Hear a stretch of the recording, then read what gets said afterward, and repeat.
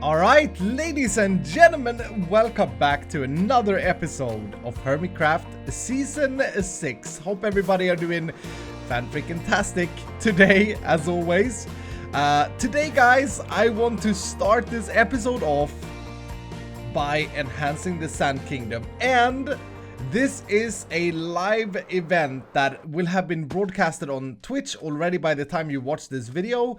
In case you did miss that, I even put out an announcement this time because a lot of people were complaining last time. But in case you did miss it, go and follow twitch.tv/escalator5 and press the little heart thing so that you won't miss it in the future. But I figured we'll do it part of a YouTube video here so that you guys don't miss out on any of the progress. The plan to start off this episode is to get a lot of houses done. Hopefully. I read your guys' comments from the last episode, and I also got some amazing screenshots, specifically one from NemBonMC, an old buddy of mine, a very, very technical guy that's helping out the Minecraft community more than, well, many people. He's a super, super techie guy. And he has built like a ziggurat at one point, which he sent me screenshots of. It's not really a ziggurat. It looked more like the Babylon, whatever it's called. The Temple of Babylon, I don't even know. But it got me so freaking inspired for that part of this as well. But yeah, I did see your comments. And with the Acacia and Dark Oak, the Acacia I think won. But a lot of people said that we should mix it up and use both Dark Oak and Acacia in different houses. Which is something we may very well do. I think that's very smart, like personalize them a little bit. Someone was saying in the comments that, hey Eskal, maybe you use the Dark Oak where whenever it's a more richer house or housing. And I thought that was pretty cool as well, because if we take a quick look, the Dark Oak, I kind of agree. It does, this looks much better, like technically this is the correct color for the sandstone. This color doesn't look bad with it, but it does break it a lot, right? It does look very good though as well. Yeah. This is also why it was so close in the comments. Like it was very close to 50-50. So I think both are fine. But to mix it up and have some houses with the design of the Dark Oak and some with these, and some even without, what someone was saying as well, or I think it was the same person saying that the very poor houses could just simply not have any wood at all and just be like, you know, just shaved off like that. And I think that's great. I think it's fantastic, because that means that we're going to get a lot of differentiation in the houses. The only problem when you do something like that in Minecraft is that you got to be able to keep the style. The style got to fit, right? It can't be way too different, because then it's just going to look weird. But I do think this will fit. And I do think that both Dark Oak and Acacia has a place in this. But anyway, I'm very, very excited about this. I'm probably going to spend hours in a cutscene and try and get some buildings up. For the path block, for now, I collected a lot of grass, and I'm not sure if this looks great. But I was maybe hoping to use path blocks. I mean, technically it looks really good, but I do remember when I built Tortuga in my single player series that I was planning on doing this first, and then I swapped it out. This could be another one of those segments where, like, in a poorer area, this looks really good. And then if we get to a posher area, we could just use a bunch of different sandstone mix. Because when you take sandstone... Here, can we try this? Yeah. When you take sandstone and place it down, it actually creates a very settled pathway, which I think looks really good. And then, you guys all know this probably, but the old stair trick, you can do the old stair trick here. You can take a stair and you can place it upside down. This used to look so much better, or this looks so much better in the default textures. Unfortunately, this cobblestoney sandstone texture is not great. So yeah, I don't even think I want to do that. That looks really bad actually. But you could do other things. You could like add things like that to break up the path a little bit. But anyway, we'll see what we come up with here. It's going to be an exciting start to the episode for sure. I'm not gonna lie, guys, this is probably the biggest progression update that has happened between a cutscene in my YouTube career. Well, maybe not, I'm not sure. But check this out, dudes. Look at this. Yes, this is the same place. Absolutely. Wow, we got so much done in that live stream together with you guys. This whole thing took 4 hours to make, and... yeah, it was very efficient as well. Grian came over and helped out, and he actually built one of these houses, so he came out to to put his style to it. And he built this house over here, which looks absolutely amazing. He's got like a rug hanging over a thing that's being beaten up. Zomberts, please. Zomberts, please. Get out of my face. And yeah, he just put a lot of detail into it. So far, these houses are not designed on the inside. The interior is not done. But if we take a look from afar, I was really hoping to do this whilst it's still nighttime. Yeah, look at that. That is an insane amount of work done. Not all of them are finished though, like some of them lacks a roof still. But I want to send a big thank you out to the people who came out to the stream. We had a lot of people watching, so a lot of you will have seen this already, but you actually helped out a lot with creating these houses. And one thing that I'm very proud of is the fact that we managed to get so many different styles, which still sort of works together. Like the different, come on man. The houses are different, but they're the same, if that makes sense. And we also mapped out the town square. So these houses are kind of currently surrounding the town square. Please, I mean, what is going on here? Now, another big happening happened during the stream. And that was that Iskal has got his first trident. And I actually got it from Grian. He gifted me this one. So many thanks to him. And we are now trident bros. we had a little bit of a ritual. It was amazing. The trident doesn't do a lot of damage though, does it? It's kind of bad to do damage with. Can I also start flying with this? No, I think it needs to rain or I need to be in the water or something for it to do that. Come back here. Nice. Yeah, so I got a trident. I've never had one of these before. Very excited about that. Many thanks to Grian. He built this little monument from me to you. That's the fun thing with Grian. He just like pops around and starts helping out. I've seen him do it in Mumbo's videos as well. It's really funny. Really funny. Anyway, what we decided to do here is to have the town square sort of kind of being the center of the town, obviously, because it's the town square. And this here is one of the edges for the town square. So we need to add a couple more houses, but actually we are in pretty good shape with how far we've come along here.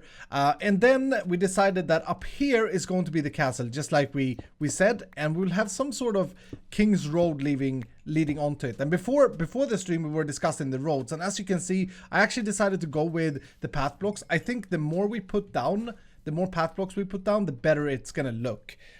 So hopefully you guys are in agreement with that this sort of path is the best path to do. And I also made sure to have like random path leading out of the city, or out of the town square. So we got one here, and we'll obviously keep adding houses as we go along. This is, like I said, this is an absolute mega project that will certainly take a lot of time to complete, but very happy with the progress so far.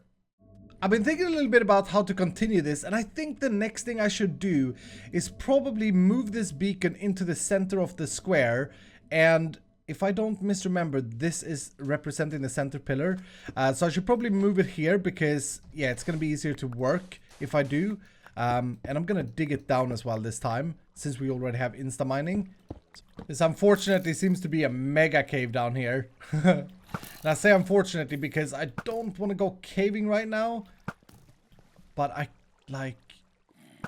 hate when things are not lit up and there are just a lot of mobs around. Maybe we can do a little bit. Oh, there's actually a zombie spawner here. Yeah, I couldn't help myself. I've been caving here for a little bit. Oh no, that wasn't a zombie spawner. That looked like cobblestone though.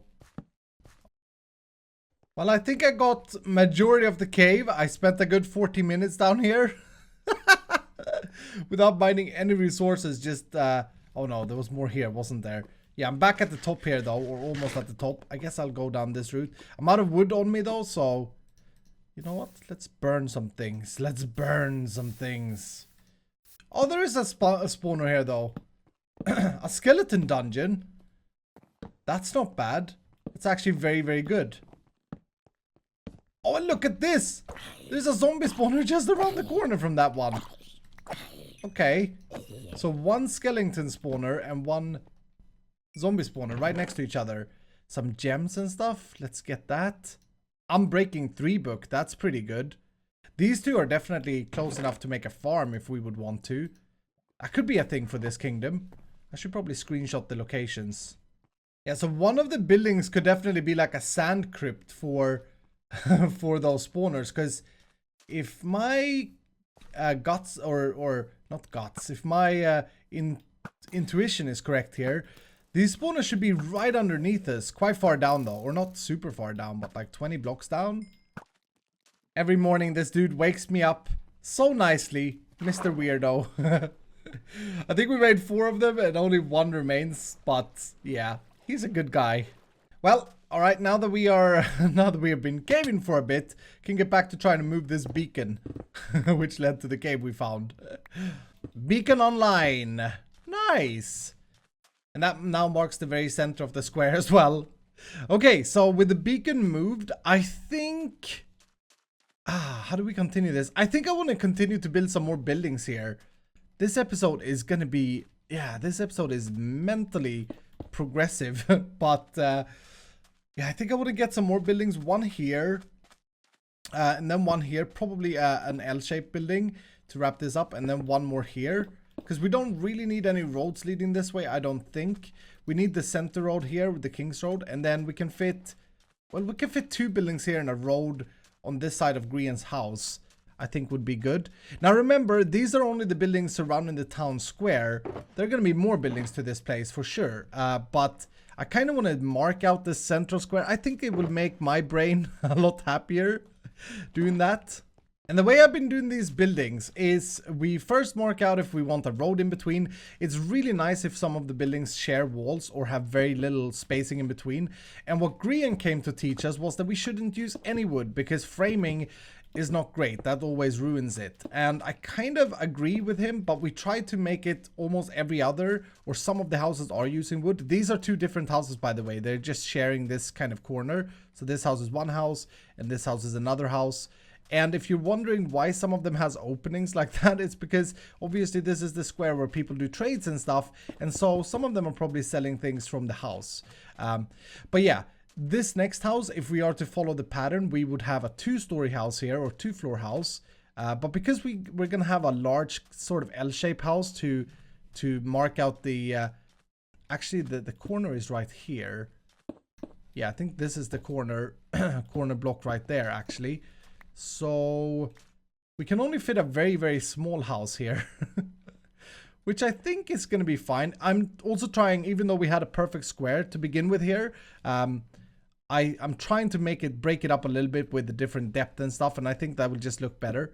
But if we are to follow the pattern that we've done, this would be a 2-tall building, but I think I'll build a 1-tall building here. So now I got sort of the foundation down for these 2 buildings, and without any design, just using this smooth sandstone, it's actually a very, very handy block, and it's great for scaffolding. Now this one here, I would like to have a 2-tall building, or a 1.5 tall building at least. So I'm going to lay down a stair, and this was something I was talking about in the stream as well, and I think it's very important. Try when you do stairs to turn them if you can in the inside. It's just going to look a lot better at the end of the day. So that would be turned like that. And I think what I would like to try to do with this house, because remember, I'm trying to mix up the houses here.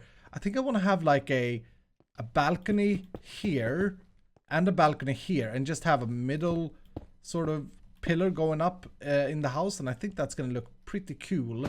Another thing that's also very important is to keep something, if the style of the house is different, like if the shape of the house differentiates, I think it's very important to keep something similar.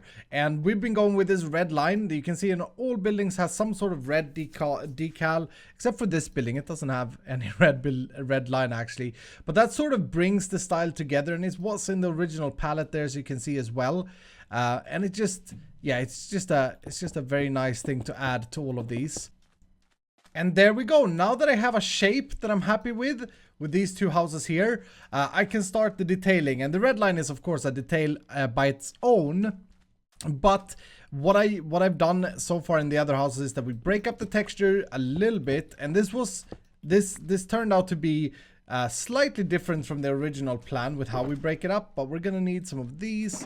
I'm gonna use some sand. Sand has been working out so beautifully, by the way, to mix this up, and some birch blocks, which lately I've been I went to buy more as well. I had gotten so many diamonds from Cubfam, by the way, before you say anything in the comments. I did empty it in the in the stream. And yeah, I think I had like 64 plus more for a while. So I bought a lot of more wood, of course, because I'm Iskal and I like to spend my money that I get on the Hermitcraft server. But yeah, basically now is the stage where I just go and mix up the texture so that it's not so smooth. Some people will argue and say that it looks better having it completely smooth. And maybe it does. I just think that without mixing up the textures, we are kind of playing Minecraft in 2014 or 2013. Like, the game has come a long way, and I feel like it will look more alive at the end of the day. There are so many builds that are just not texturized, and I keep talking about the importance of it.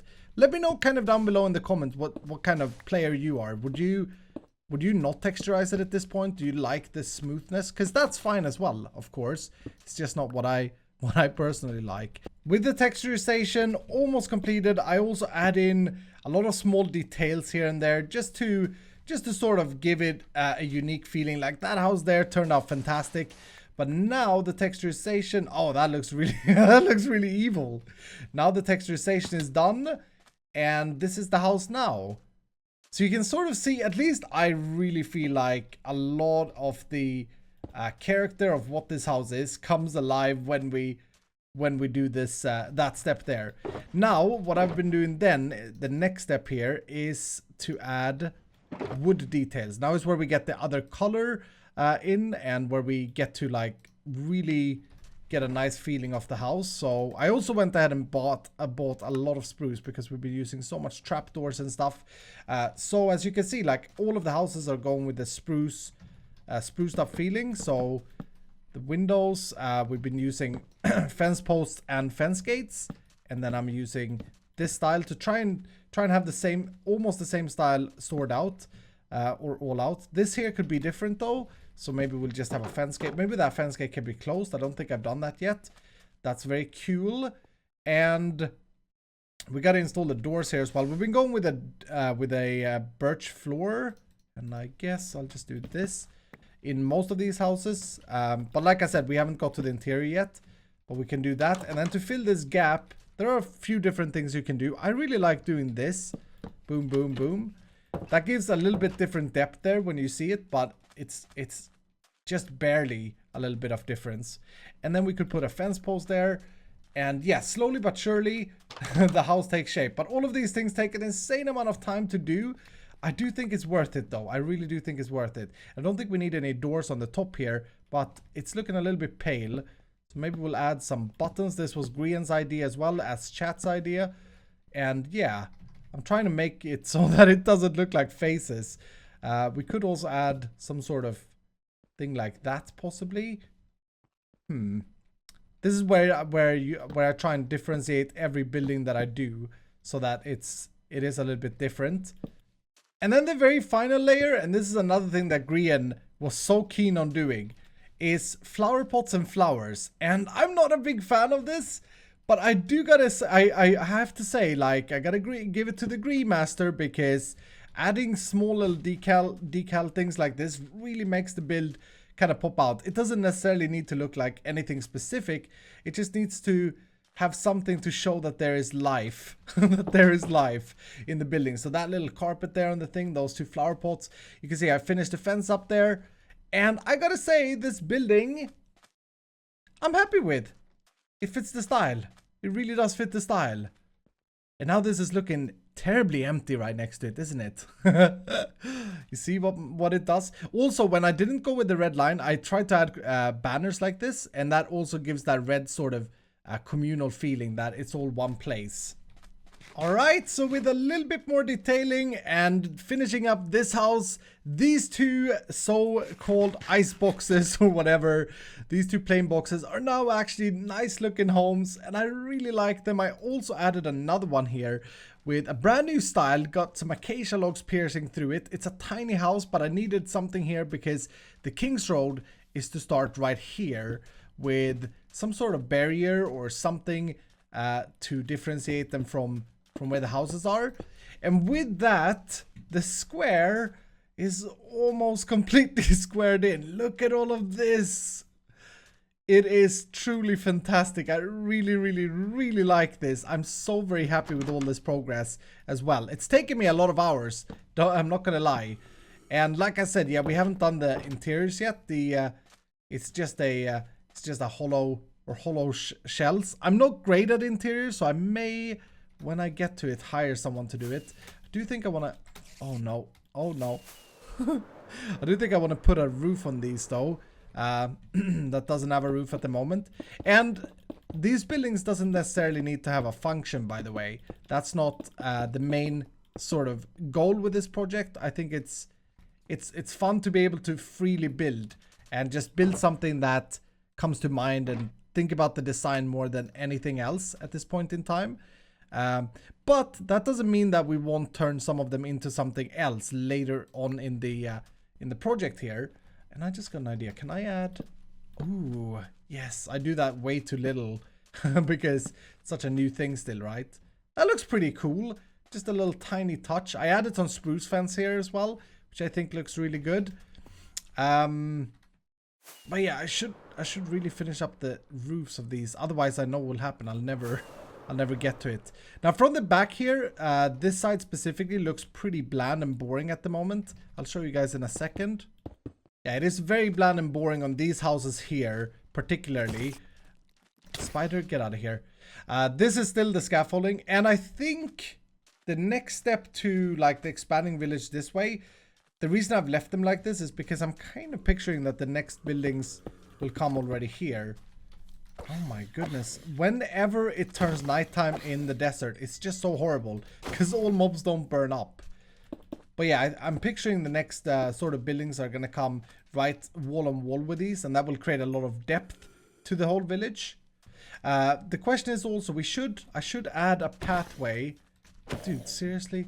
I should add a pathway now leading from here all the way around. And I gotta say, like, it's still scary for me. It's still not 100% that's what I want to do. I really like the way it looks right now with just the sand, but I think I don't actually know about this one. I kind of want to hear what you guys say about the paths as well, because it was something that we didn't really discuss much in the stream. Some people suggested that we use end bricks, and we tried that out. It has a little bit of a weird tint, and we may use it for the King's Road, but not for the main sort of path. And this is how I've been doing the paths, by the way. I've just been randomly trying to create a random effect by digging stuff up, and then we go ahead and place the grass, which I thought was in there. I guess it's in here. And that just makes sure that we have sort of a random feeling to it, because it wouldn't be nice if they would be completely straight. I think that would be absolutely garbage. Okay, so that's the path laid down. Yeah, it's weird. It does give me like, I'm not really sure. It gives me a big I'm not really sure feeling. But then what I also done is that I add in slabs and stairs upside down, even though I really don't like this new texture. I hope that they change it. And then also some smooth slab surfaces as well, just to break it up a little bit from the very pearly looking, nice looking sand. I think that's important, and when you do this in a big scale, it really has an effect, I feel, at least. So that goes in. And then when we come to a door like this, we did add in some birch, making it look like it's kind of been a porch here that's been sunken down or whatever. Remember what I always say, guys. We try and add some life to everything we do here and everything we build. Someone also suggested that we should add buttons like this as sort of pebbles, and I did that over there. I do like it if it's in a moderate amount. I don't think it should be too much off. Yeah, wow. This place has come such a long way. Such a long way. It's incredible. I really like these logs. These are the birch logs that I used in the bottom of the buildings. Grian did something else where he did like an outside thing there. I think we should do more of that as we sort of expand the village. I wanted to keep these houses being the most posh ones in the area as well, making sure that the people who live closer to the market have the finest houses, if that makes sense. Ooh, and I also forget to add in the roof here. I'm terrible at these sorts of things. I will always forget it. But with that, guys, I think it's time to wrap up the episode for today. It's been a very progressive episode, and I'm hoping that you guys are as excited for this mega project as I am, and I hope you all feel like it got off to a very, very, very insanely good start here. It's soon time again to make a resource collecting episode, because yeah, all that sandstone that we collected last time, I still have like one shulker box, but it's going very, very quickly. I do need to add a couple more buildings here, but apart from that, the town square is actually completely finished in just one episode. And that's insane. Now, the question of today's episode, I would like to hear what you guys think that we should add as a centerpiece. We got suggestions such as a fountain or an oasis, which I don't know if that would work really. Because remember, this grass path that you see there leads up to the castle that's going to be on top of that. And we're going to add in like a King's Road, and we'll probably start that next episode. Oh my goodness. I feel like I'm an idiot. Like, I add so many roofs. I've added so many roofs towards the end of this episode, and still I find new roofs that I haven't done. I guess we'll get a classic crafting bench crafted. But yeah, I'm not really sure about the centerpiece. I do like the idea of a fountain. We're gonna have market stalls and stuff here as well, is what I'm picturing, to add a little bit more color. Like, people have put market stalls in the center of on the town square, but we kind of need something where the beacon is. Maybe we keep the beacon there and add like a monument. Other good suggestions that will come in this kingdom as we continue here. A lot of people suggested a sphinx. I think that's fantastic. A Bomboni sphinx. Oh, that could be so good. Of course, we got the keep up there, the King's Keep, and then also a ziggurat somewhere for the religion. And docks. Yeah. A dock down here will certainly be a cool thing. I also do think that I want to move, like, I want to take one house and put storage in there and put the bed and stuff in there. I got so many plans, dudes. I got so many plans. But anyway, that's gonna do it for today. Hope you guys have enjoyed. If you did, please do remember to hit the like button down below. And if you're new, consider subscribing. And I will see you dudes in the next episode.